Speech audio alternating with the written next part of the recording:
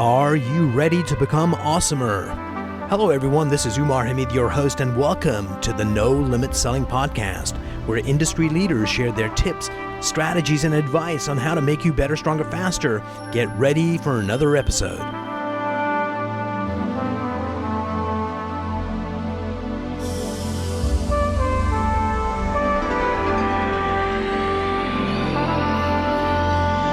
Hello everyone.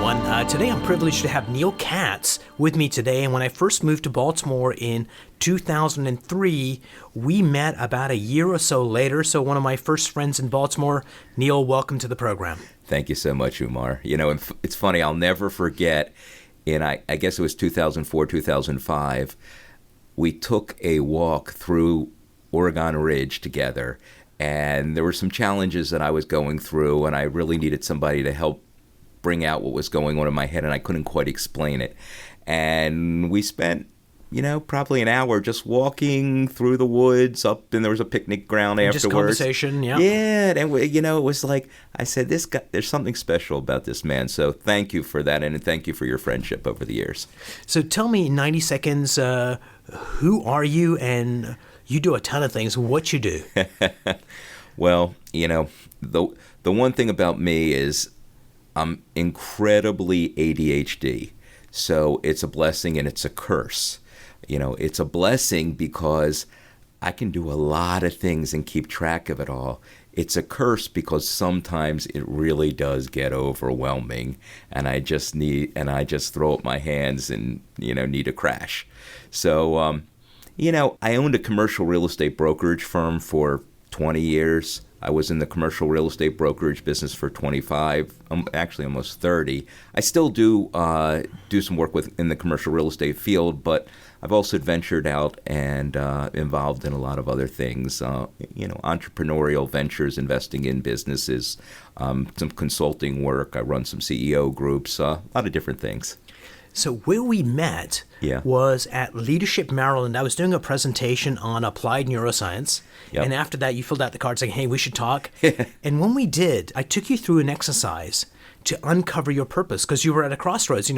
I can do all these amazing things, and what's the thing I really should be doing? And do you remember what your purpose was? Well, it's funny you mentioned that. All these things are coming back in my head now. But I remember because we actually sat down in my home office. I remember we did an exercise with 3x5 cards? Index cards. And there were 3 cards that you had me save at the end. And it was I am and it might have been joyful helper.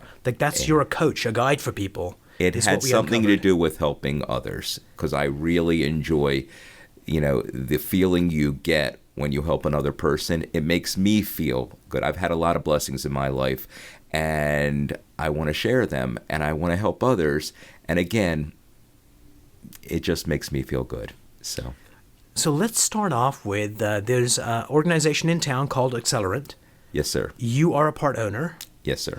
What made you do such a crazy thing? Well, it's funny. I owned a commercial real estate brokerage firm, as you know, from 1989 to 2009. And I think it was around 2005 or 6, I joined as a member of Accelerent. So Accelerent has different categories based upon industry.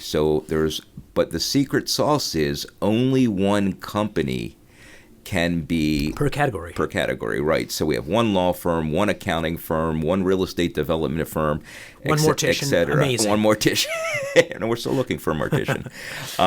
We were the commercial real estate brokerage partner. That's who we were, and so we were that partner from 2005 or 6 when they started in Baltimore till about 2009 when I sold my company. So then we were no longer part of it. The founder of Accelerent, a guy by the name of Troy Pepple, came to me and said, Neil, I don't have any partners. I'm opening Accelerent in a number of different cities, but I'd really like to have somebody, that knows the market, to keep an eye on the market for me, and that is well connected. If you're interested, I'd like to offer you an opportunity to invest in the company. I said, Sounds great to me. I know a lot of people. I love people, and I love Baltimore. And Accelerant's all about helping their members and the community get new ideas, build their business, so it kind of align with your purpose. Exactly. It's all about relationships and connecting and building those trust relationships we talk about. And that's my world. One of the questions I like asking people is, because, Marvel and superheroes are, part of our culture now. Who's your favorite superhero, and what's the attribute that speaks to you? If I had to pick one, I'd probably pick Superman. He's probably the most known. But the thing about Superman is that there's a goodness, a kindness, taking care of others. That's who he's about. And he's incorruptible. And especially given what's going on in the political world these days, for him, it was about doing good for the people of the world. There was no self-gain. Selfishness, yeah, no selfishness. And he did the right things for the right reasons. You see, that question I ask people, they think, oh, that's a kind of a fun question, but it isn't designed to be a fun question. Yeah. What it's designed to be is to give insights to the person, because we only admire people and the ability they have if we have that within us. So it gives me insights into the answer, lets me know who Neil is. Yeah, no, and that's. But to be frank with you, I love reading biographies about people, and learning about their characteristics, how they made decisions, how they ran a company or a business or an organization. You learn from those things, and you also learn about yourself at the same time. Absolutely, and when you look at some of the biographies, you realize that they were human too. Yes, like they have this image of flawlessness. But when you read the biographies, they're flawed individuals, and that gives everyone hope that, hey, maybe I've got the shot to do the right things as well. Yeah, it's funny. Actually, my wife and I are now watching The Crown about Churchill and the Queen, and it's just fascinating to see all the behind the scenes things that they did. You think that everything is just perfect. What was interesting is I like Steve Jobs as a luminary, but Yes. I've been reading different books, like his biography, the advertising agency that had the account, their version of what happened, and you get 3 or 4 different books on the same subject, and all of a sudden you get a 360 view of the person you're looking at. So yeah, there must be 5 or 6 books on Steve Jobs, the person. So who's a mentor for you? That's an easy one. My father was absolutely my mentor in so many ways. As a father, as a businessman, as a helper of society. My dad, unfortunately, he passed away a few years ago, and I think about him, every day of my life.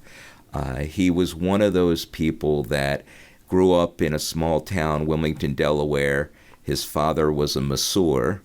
They owned a little bathhouse. He lived on the second floor of the bathhouse. They didn't have money for college or law school or whatever.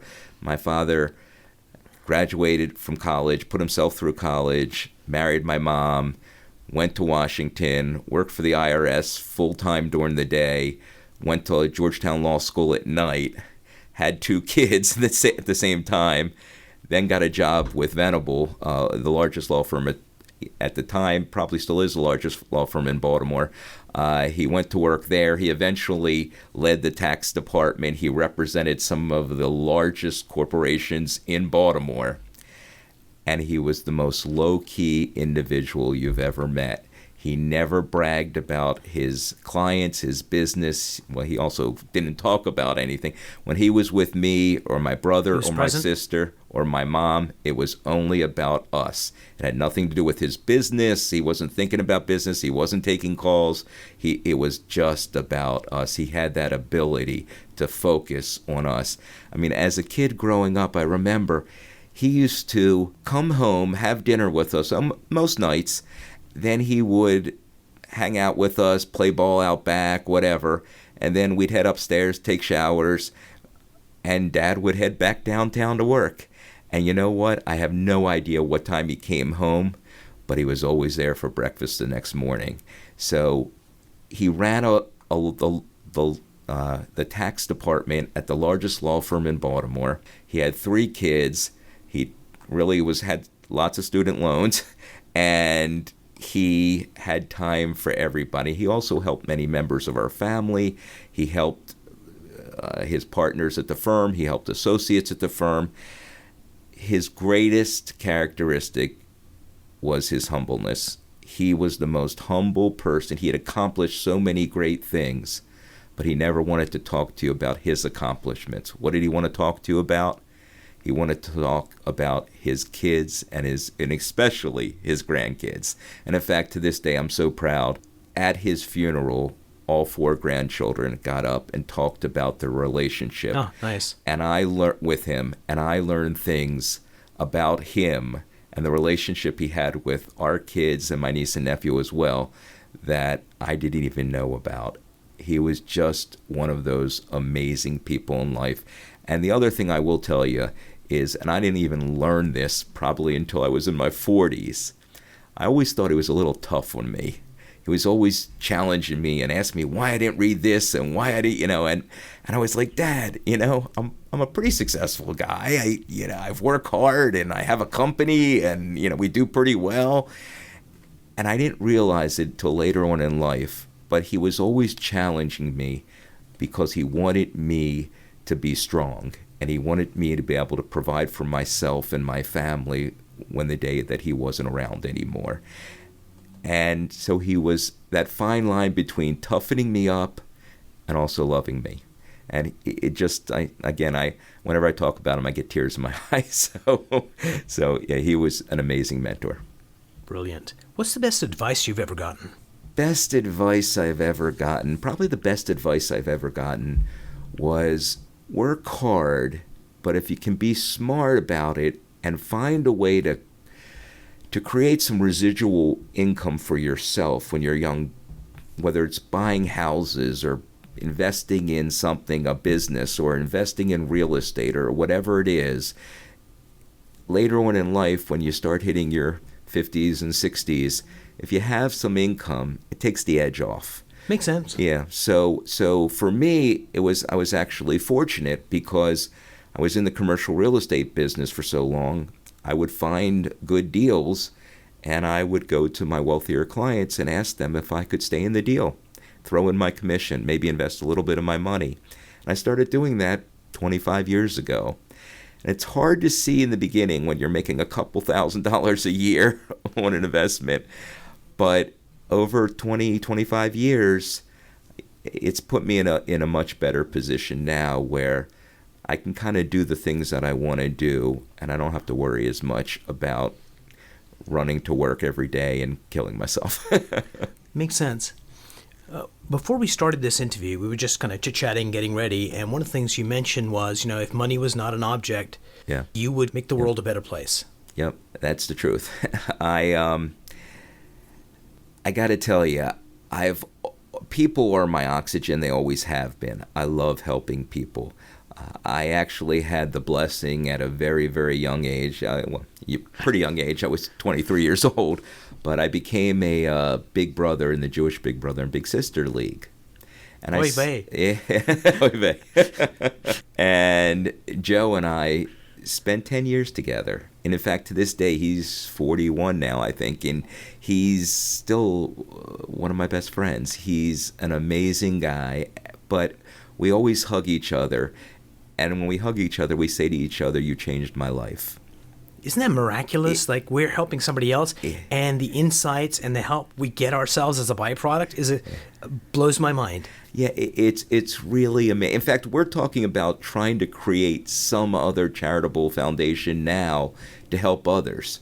It's just the things that the perspective he gave me on life, the feeling that I got, really was the impetus for me to get involved in other organizations, other charitable organizations. And what I was telling you before is, if I didn't need to make money to make a living, to pay my bills and to, raise a family, I would love spending every day of my life just bringing smiles to people's face and helping them figure out challenges and problems in life. I am a good problem solver.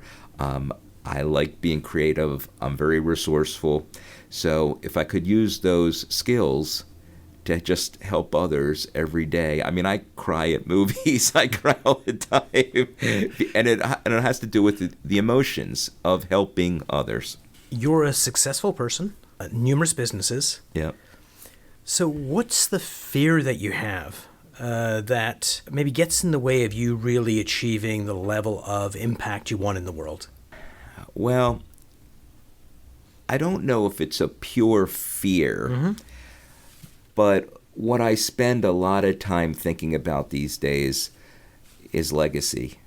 And I don't want to be that guy that, when my day comes, people say, oh, Neil Katz, he had a real successful real estate business. He owned a lot of businesses. He owned some real estate. And he was a pretty successful guy. That's not what I want to hear. I want to know that I've touched other people's lives, that I've made a difference. And as corny as it sounds, that my time on earth made a difference and I had an impact. And I think about, I'll be 57 in a couple weeks, but I've been thinking about this stuff for years. A long time, since we've known each other. Yeah, a long, long, long time.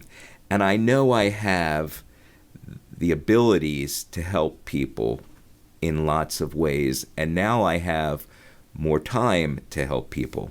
My kids one graduated college last year, and then my son graduated last year. My daughter's graduating this year. My wife and I are empty nesters. We just downsized our home. So, I'm at a point in my life where I can spend even more time than I'm used to spending helping others.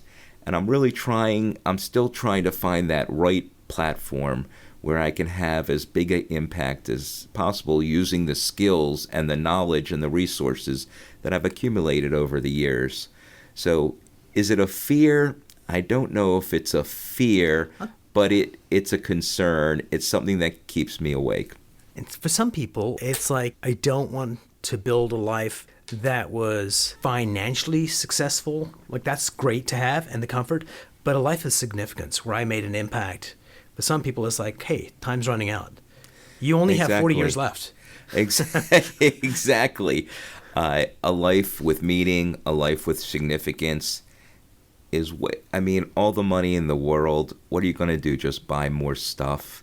I don't need more stuff. I really don't. I've been blessed to have amazing relationships, an amazing wife of 25. We just celebrated our 25-year anniversary a couple weeks ago. Congratulations. Thank you. I can't believe she's put up with me for that long, but it's been a fun ride. So, yeah, I have great friends. I have some good investments. I have met some amazing mentors and some amazing people. I've had incredible experiences traveling and doing all kinds of other things. But I really, really want to know that I've left this world helping others in some way and made an impact. And it's again, I even joke about it. I just say the reason I still work is so if I can make more money, I can give away more. Yep. At the end of the day. So Neil, tell me about a particular time where somebody helped you. Might have been in a big way, a small way, but one of those moments that impacted you that made a difference. Gosh, I've been helped so many times in my life, and I've had really just incredible mentors over the years. I'll give you a good example. Yeah, give me an example. Somebody once said, if you gave me a gift, which I highly recommend, by the way, I would say, no, I can't take a Neil, that's too much, and I do bullshit like that. Right. And this one person took me aside once, said, Umar, never do that. Someone took time to do something nice for you, just say thank you and acknowledge their generosity rather than that. And it was like, wow, simple advice, but it was life-changing for me. Well, it's interesting that you asked the question. I'm trying to think of examples that come to mind along those lines. I guess one example that I think about is I've tried to teach my kids, and I just got to assume my parents taught me this, okay, that sometimes people do things for you. It's not for you, it's for them. Yeah. And for example, like grandparents might say, hey, can you come over? And, well, I'm trying to think of a good example when when you do something that you don't necessarily want to do, but you do it because it'll make the other person Happy. feel good about themselves. And sometimes, you're in school and you got a lot of work, but your grandmother wants you to come over and have lunch with her, on Saturday or Sunday, and that's the only time that you really get to go with your friends. And you try to teach a lesson that it's not about you, it's about somebody else. And sometimes that little effort of taking an hour to just have lunch with somebody, again, it's not about you all the time. You got to remember, it's not all about you. And too many people in this world are selfish thinkers, and it has to benefit them somehow, or they don't. Even in the business world, I can't tell you how many people that won't just have a meeting with somebody unless it's going to benefit. In fact, I learned in the sales world that you're not supposed to give your time away. Don't give free advice. Yep. I learned that was one of the first rules I learned in sales. And I never believed it. I just said, if I can give away advice and help people, I believe that will develop a stronger bond and relationship between us, and someday it'll all come around and I will benefit from it. But I don't have to benefit, and if I don't benefit from it, it's okay too. But if I have the ability to help another person, I'm gonna do it. And if they can't afford to pay for my services, I'm gonna do it. I've always been a proponent of the more you give, the more you get. And I've seen so many examples of it, and I've been blessed to have a lot of examples of it in my life. One of the interesting pieces of advice I got, this probably won't go on the podcast. Okay. I was 18, went to Manhattan from Toronto, went up with some friends. We went to a bar, and there were these cocktail girls there. And you're 18, and this cute-looking woman comes up, sits next to you. Would you like to buy her a drink? It's like, sure. And it was like, I think it was iced tea, but they claimed it was a cocktail. And it was like $20 a thing. And when you're a kid, it's like, oh, my God. Where are you going to find $20 from? And so the lady afterwards said, next time, always ask the price before you say yes. Which was very generous of her, and it was good advice to be had. Yeah, that's a good example. Neil, you've led a lot of people in your career. Yes. On occasion, you come across someone that has such immense potential that you can clearly see that Janet or Richard is going to be a rock star. Yep. But they never quite make the jump. They want to improve. We want them to improve, but they never make the jump to the next level. What do you think is going on? What stops people from reaching their potential? Typically fear. Either fear that they don't have the ability to do it, or fear what happens if they do hit a certain milestone. Then what happens? I call it mind trash. It's all mindset, right? Yeah, it's all mindset. And people like that, you really got to sit. I mean, for people that I think have incredible potential, I will personally sit down and spend a lot of one-on-one time putting things in perspective, teaching lessons learned, teaching life lessons, not just about business, putting big picture, giving them a big picture perspective of where they're heading. And again, it's mostly when you have somebody that has great potential but doesn't achieve it, it's usually because in their mind there's something going on that they can't get over. I actually really love, in another life I would be a psychologist or psychiatrist, peeling back the onion and really finding out the core problem. Right. There is if I think they have potential and they're not getting there, there's something going on down deep. And I'm not trained to do this, but I'm pretty good at digging deep and asking the right questions and figuring out how I can help and what the real issue is. In fact, I like to think that's a leadership trait, which is one of my stronger attributes. and one of the things that I happen to do fairly well as a leader. Believe me, I got a lot of challenges too as a leader. When you mentor people that are coming into leadership, because a lot of times that first position where you go from worker bee to now you're leading 3 or 5 people that used to be your peers half an hour ago. Yeah. So what piece of advice would you give leaders at that level? 2, 3 that would help them navigate that new landscape. Now, do you mean people that were peers and now I'm leading? Or? Yeah, like let's say somebody, they're frontline worker bees, and then a boss notices, says, okay, now you're going to be the manager. Mm-hmm. For that person to be a good leader, what are the 3 things they need to know that would help them be good leaders? Well, the most important thing is trust. You have to gain people's trust. And in order to gain people's trust, you have to be out there, I'll use a war terminology, on the front lines with them. So I never asked anybody to do anything that I didn't do myself first. So back in the early 80s, when I got into the commercial real estate business, before many people had computers, before smartphones, before flip phones, the best way, there was a guide that came out with building addresses and tenants, and I used to use that book, but you didn't have all the information, so I used to go to business parks and go door to door and try to develop business. And I actually enjoyed it. It was a little bit of a challenge for me, and I actually enjoyed that challenge.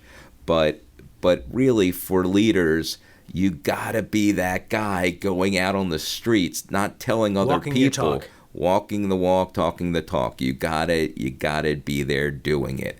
And I've never, I had a reputation for being a little bit of a tough leader, somebody that really pushed people to their potential. In fact, the funny thing is, I used to tell young agents in the business, don't ever worry if I'm giving you a hard time, because that means that I believe you have potential and you're not achieving it.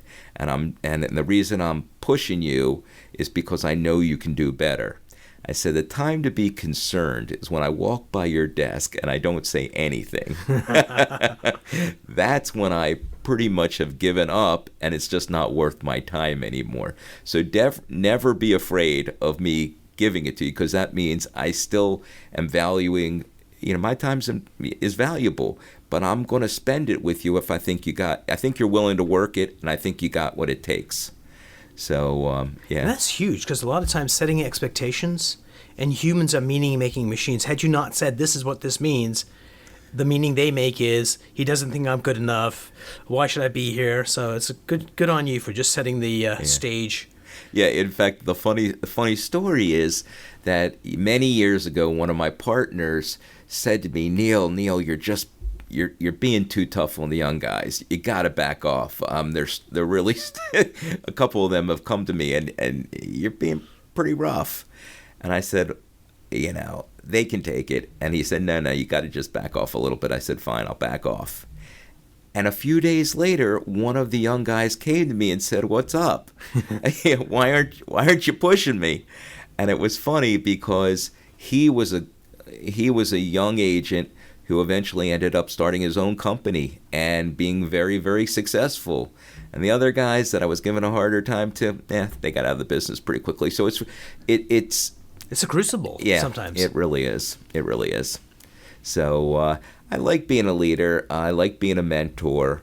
Don't always like being, the sales coach all the time. I'm not a real detail person, so sometimes, and I'm not a super disciplined person. I do a lot of things. I'm more strategy oriented and big picture oriented. I'm usually not the implementation guy. That's a quote from Dirty Harry. Man's got to know his limitations. I know. Which also means, hey, this is what I'm really good at. I'm going to offload this to other people and focus where I add the most value to my family, my business, my community. Well, I will tell you, that's a really good piece of information. And a lesson learned for me is I used to try to do it all. But I realized that my strength is developing relationships. I love people. I love helping people. And that's what I'm really good at. What I'm not really good at is the details involved and the implementation strategy. So digging deep. There's other people that can go into their office and sit behind their door for 10 hours on the computer and crunch numbers and dig deep and find out do all the due diligence information. That's not me. I can do it, but I don't enjoy it, and it's not the best use of my time. So my greatest successes in business came when I surrounded myself with very detail-oriented people. Those were my greatest successes when I didn't have somebody at my side working either as a partner or as an affiliate. It didn't really matter. I just need that detailed person to help me get the deal all the way through. I'm great at building the relationship. I'm great at getting the business. I'm great at putting the strategy together. Not good at the implementation, but I can help with the close. So again, I know what parts of the deal I can come in and make a positive impact. And then I know the ones that I'm really not very good at. and fortunately, I've been able to surround myself with some amazing detail-oriented people. I think what people really need to figure out in this lifetime is, what's my purpose? Yep. What are my values? What is the criteria I use for those values? What am I really great at? What am I gifted at? And once you know that, design a job, design a business that lets you do that. Yes. And find other people that can fill in the blanks that makes the whole thing work. Absolutely. Well said. Those are some great attributes that if you can figure out where your strengths are and your weaknesses and put a plan together, and add value to people, then it's a win-win-win. That it is. Neil, thanks so much for sitting down with me. Hey, my pleasure, Umar.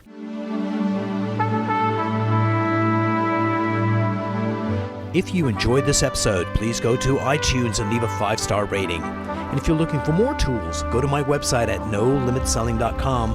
I've got a free mind training course there that's going to teach you some insights from the world of neuro-linguistic programming, and that is the fastest way to get better results.